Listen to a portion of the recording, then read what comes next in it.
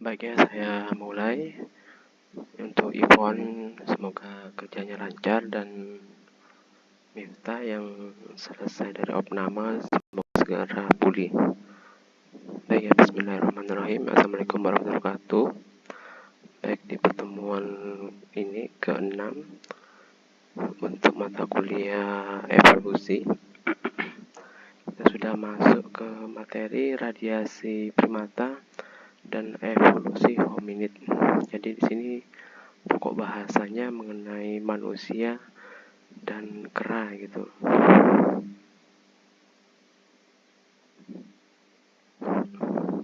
Nah, ini bisa dilihat di sini ada semacam pohon silsilah keluarga ya, ada common ancestor. Kemudian di situ ada monyet laba-laba, kemudian ada monyet rhesus, orang utan, gorila, simpanse, dan manusia. Dan di bawahnya itu ada sejumlah angka. Ini adalah perubahan pasangan basa di wilayah globin pada DNA. Jadi semakin berkerabat dekat di sini itu dari jumlah globinnya, maka dia itu untuk hubungan kekerabatannya itu semakin dekat gitu. Misalnya manusia dengan simpanse itu ada 92 sama 76.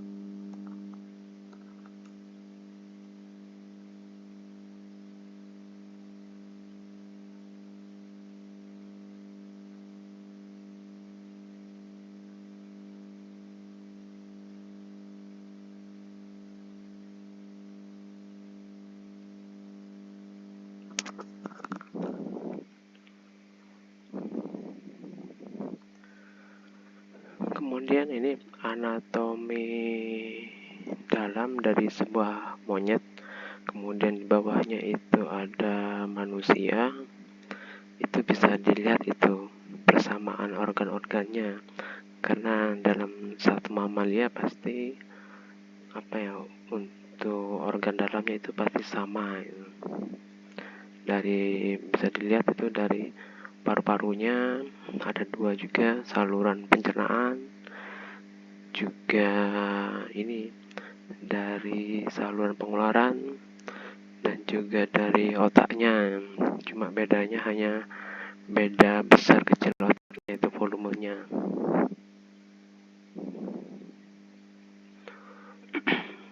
Untuk evolusi primata ini berbicara mengenai evolusi Homo dan primatas, itu Homo manusia dan primata itu anggota primata lainnya itu selain manusia. Tidak lain berarti bahwa manusia itu berasal dari kera. Karena ini ya, dari kesamaan organnya. Kita yang hidup pada masa sekarang itu tidak bisa mengetahui dengan pasti mengenai apa yang terjadi pada masa lalu. Juga demikian yang akan datang gitu. Jadi masa lalu apakah organ-organ kita itu sama semua, atau mungkin dari struktur dalamnya itu sama, ataupun ke depan itu apakah masih tetap sama di masa depan, ataupun tetap ini atau berbeda. Salah satu definisi evolusi adalah ilmu yang mempelajari perubahan yang berangsur-angsur menuju ke arah yang sesuai dengan lingkungan, baik itu biotik dan abiotik. Jadi di sini evolusi itu perubahan pada makhluk hidup sesuai pada lingkungannya. Lingkungan biotik itu dengan interaksi sesama spesies ataupun spesies lain, dan abiotik dari lingkungannya itu. Pada dasarnya evolusi ini tidak untuk membuktikan apakah spesies itu berasal dari spesies yang lain. Jadi itu spesies berasal dari satu spesies yang sama. Yang dipelajari dalam evolusi adalah proses perubahannya. Jadi itu perubahannya bagaimana, apakah dahulu itu besar kemudian akhirnya menjadi mengecil.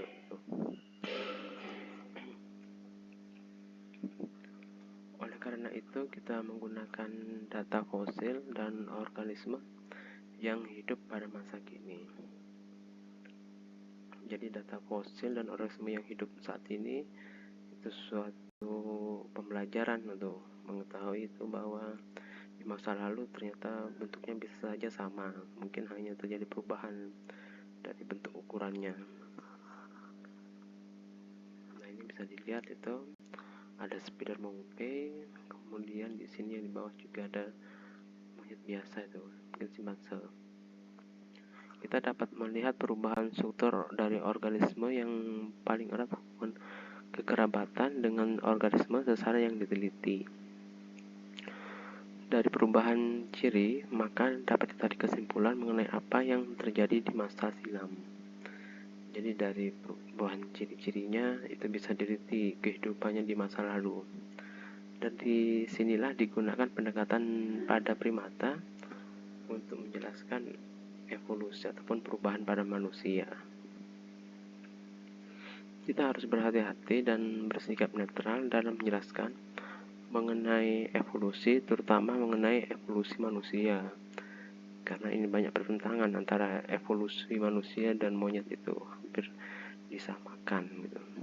Jadi awalnya tadi itu bahwa manusia berasal dari satu spesies dan kera juga dari satu spesies, itu berbeda spesiesnya, meskipun dalam kelas ini mamalia.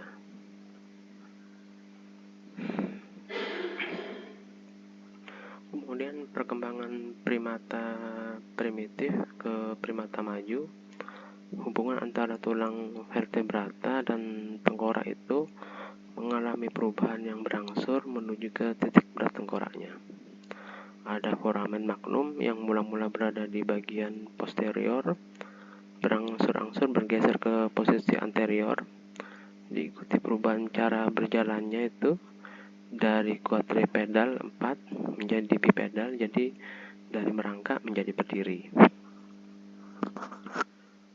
Kemudian juga otot leher menjadi lemah karena tidak lagi menahan rahang yang besar dengan gigi-gigi yang besar pula. Kemudian juga panggul menjadi lebih penting dan kuat. Tengkorak, rahang, dan moncong makin memendek datar, dan rongga hidung makin mengecil.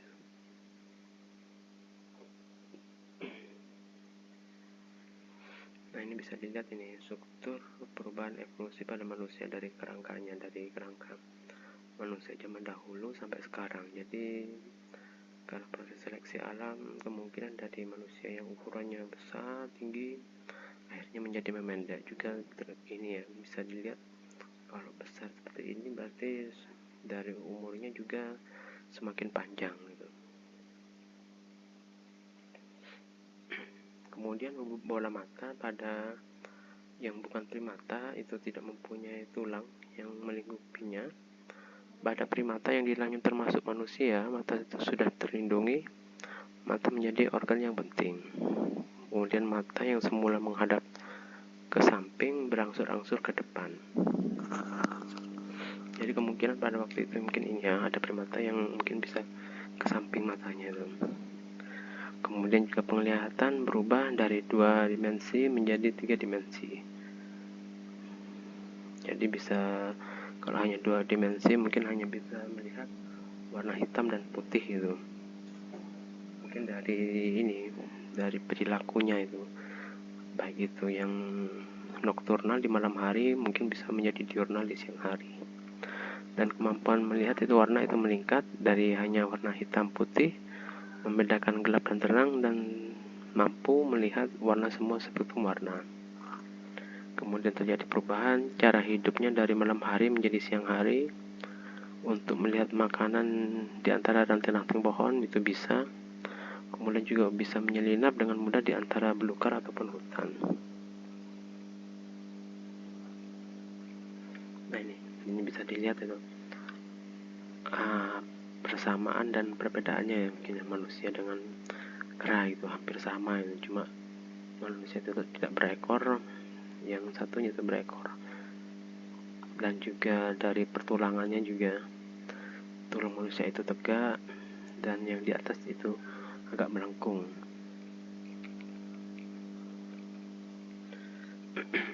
Juga dari mungkin ini dari perpanjangan ini ruas kakinya itu, di jari-jari kakinya itu hampir sama panjang, itu biasanya digunakan untuk memanjat.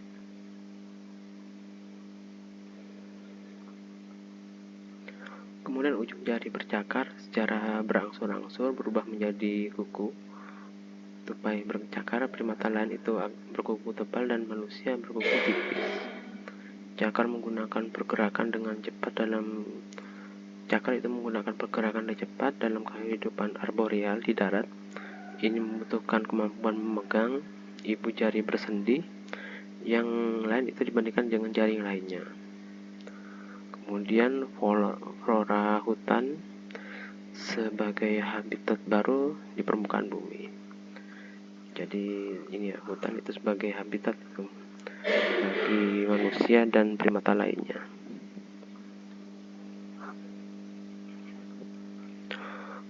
Kemudian fungsi tangan menjadi lebih penting daripada kaki dalam kehidupan arboreal ataupun darat, karena itu mempunyai tangan yang lebih panjang dan lebih kuat daripada kakinya, dan struktur ini penting untuk fungsi berayun dan berpindah lebih mobile di pohon-pohonnya.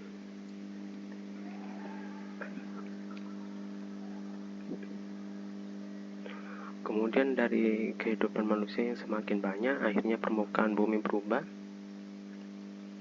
dan jumlah hutan itu akan makin berkurang karena digunakan untuk tujuan mereka, untuk kebutuhan hidupnya, untuk pertanian dan lainnya secara berpindah.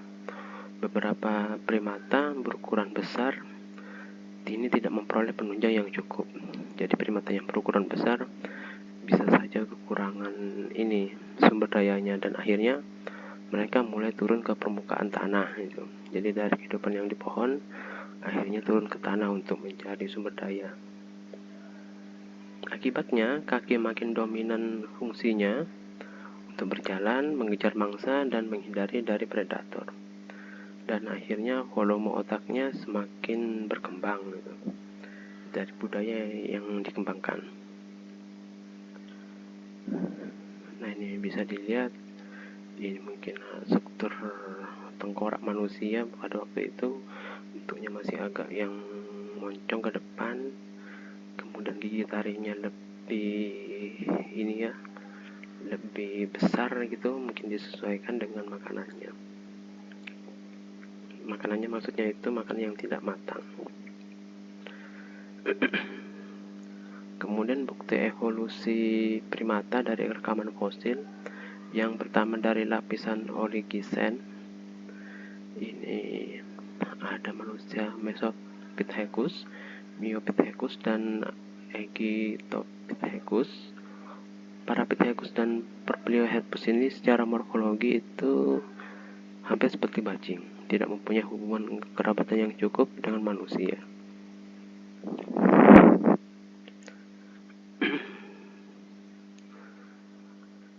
Jadi itu mungkin secara morfologi itu hampir seperti bajing ya, saya kurang tahu itu gimana itu, maksudnya morfologinya seperti bajing itu. Kemudian dari lapisan Miocene ada Dryopithecus, Limnopithecus, Brahmapithecus, Stipapithecus, Pliopithecus, Oreopithecus, dan Proconsul. Fosil primata yang paling tua dan masih termasuk famili Homidae ataupun famili manusia. Dryopithecus ini dianggap berkerabat dekat dengan beruk, semacam monyet itu. Kemudian Proconsul ini merupakan fosil hominid tertua yang berkerabat dengan gorila dan simpanse. Kemudian Ramapithecus ini dianggap sebagai fosil erat yang hubungannya dengan manusia, yaitu pada Dryopithecus dan Kenyapithecus.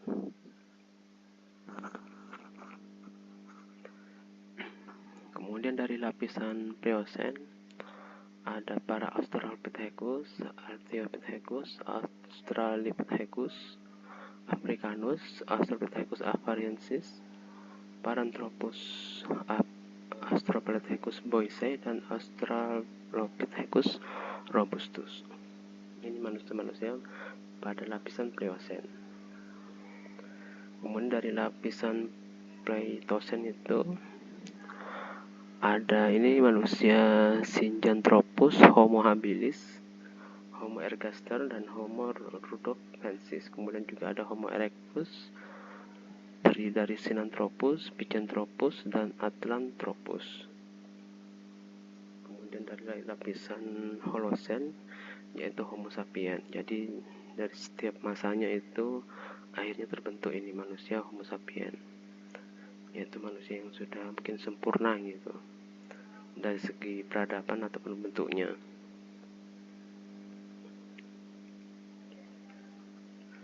Kemudian genetika molekuler. Untuk genetika molekuler ini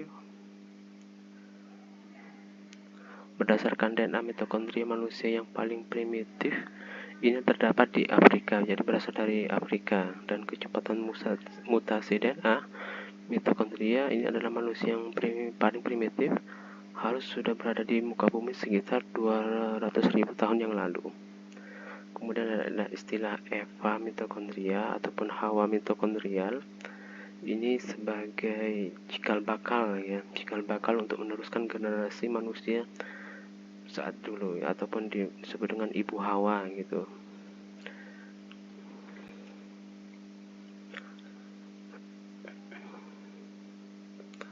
Kemudian radiasi primata.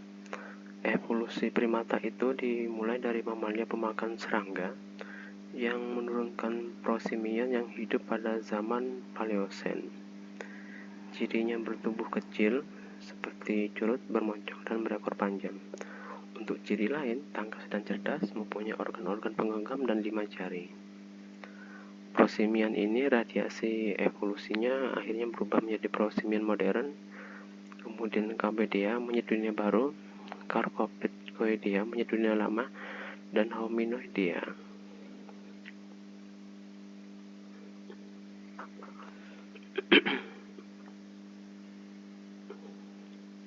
Kemudian untuk prosimian modern ini ada Lemur dan Loris.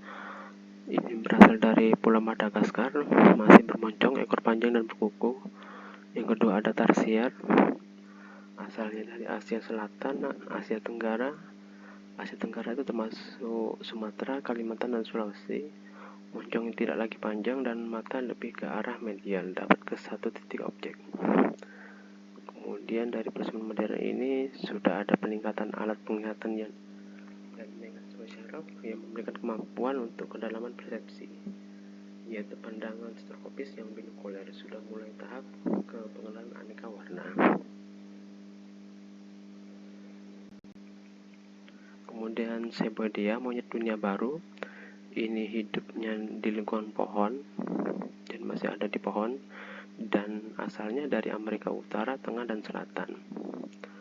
Untuk familinya ada Callitrichidae marmoset. Ini primata kecil yang bernisa ataupun melakukan perilaku hidupnya itu seperti bajing, dan dia itu akan bercakar untuk memanjat dan berpindah dari satu pohon ke pohon lainnya.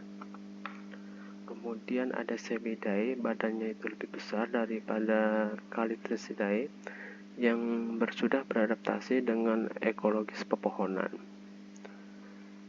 Dan juga di sini ada prehensil, ekor penggenggam ataupun kaki yang kelima.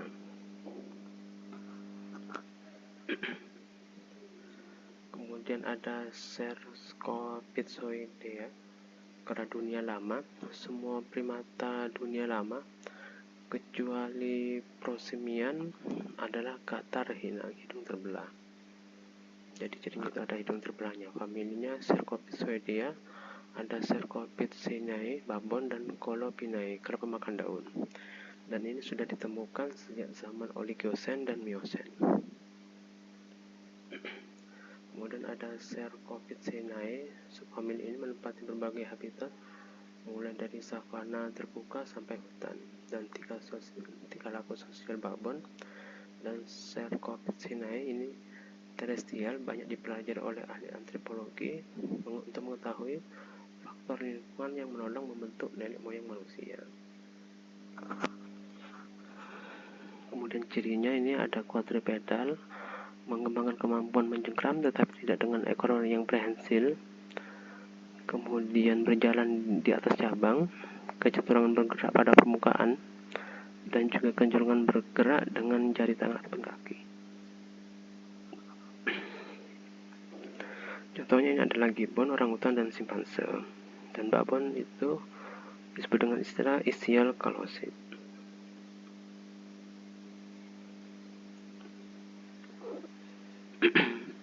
Kemudian ada Colibinae. Colibinae itu hidup beradaptasi makan daun untuk vegetasi yang muda, mempunyai puncak gigi yang tajam pada gigi bagian molar, kantong pipinya khusus, bentuk perut khusus untuk mencernakan makanan, dan penyerahan dilakukan dengan bantuan bakteri yang hidup pada perutnya yang mirip dengan kantong. Untuk langor ataupun lutung, ini merupakan kelompok monyet dunia yang lama yang membentuk genus Tracheopithecus. Secara garis besar, lutung itu tersebar di wilayah dua wilayah, yaitu Asia Tenggara, baik itu India Barat Daya, Tiongkok Selatan, Kalimantan dan Bali, dan India Selatan, Sri Lanka. Biasanya langor ataupun lutung ini dia ekornya panjang dan juga agak kurus itu. Kadang kalau di daerah yang masih lestari seperti di kampus 2 itu dulu saya pernah kelihatan itu satu.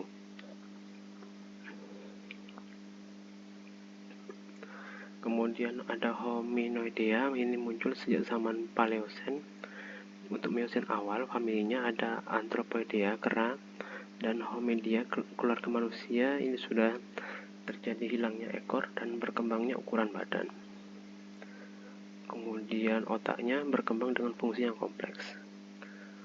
Untuk kera-kera yang saat ini itu ada 4 genus, ada gibbon, orangutan, simpanse, dan gorila.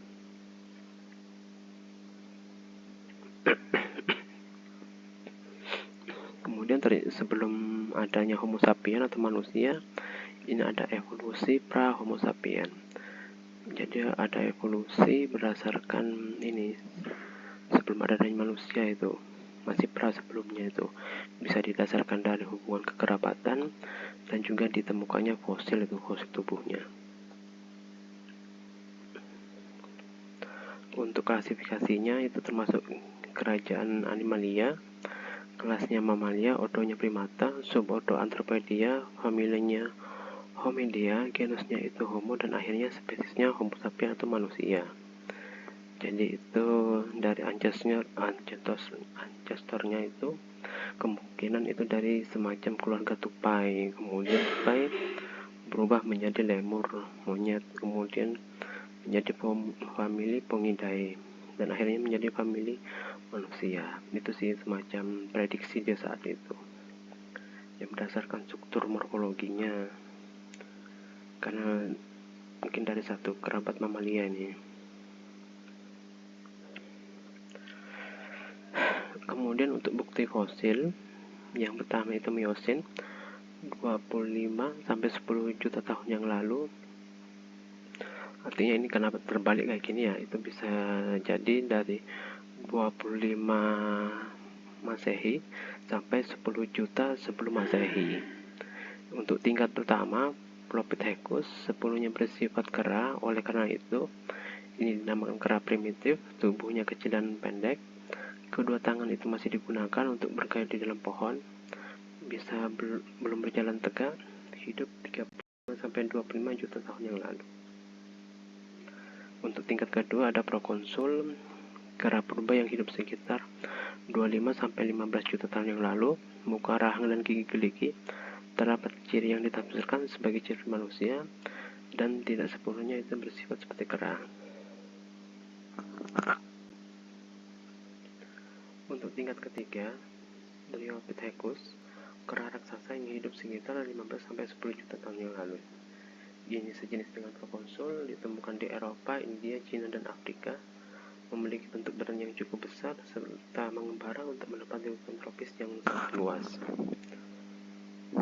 Kemudian tingkat keempat ada Ramapithecus, primata yang dianggap sebagai leluhur manusia. Hidupnya 15 sampai 10 juta tahun yang lalu, ukurannya lebih kecil dari manusia sekarang, 0,9 sampai 1,2 meter. Jadi ini yang dianggap sebagai leluhur manusia, dan kapasitas otak masih 400 cc. Kemudian zaman Pliocene 10 sampai 2 juta tahun yang lalu. Pada zaman ini telah muncul makhluk baru, yakni primata, yang tidak menyerupai primata hidup yang sebelumnya. Makhluk ini bukan karena penghuni tetapi lebih banyak hidup di padang rumput terbuka, dan dia itu sudah bisa berjalan tegak dengan kedua kakinya.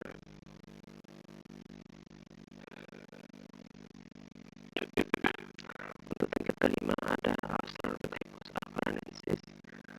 Ini sudah diduga keturunan Ramapithecus, hidup 5 juta tahun yang lalu. Dianggap sebagai hominid paling awal yang mampu berjalan tegak, dan ditemukan oleh Louis Leakey dan Barry Leakey. Tingkat keenam Australopithecus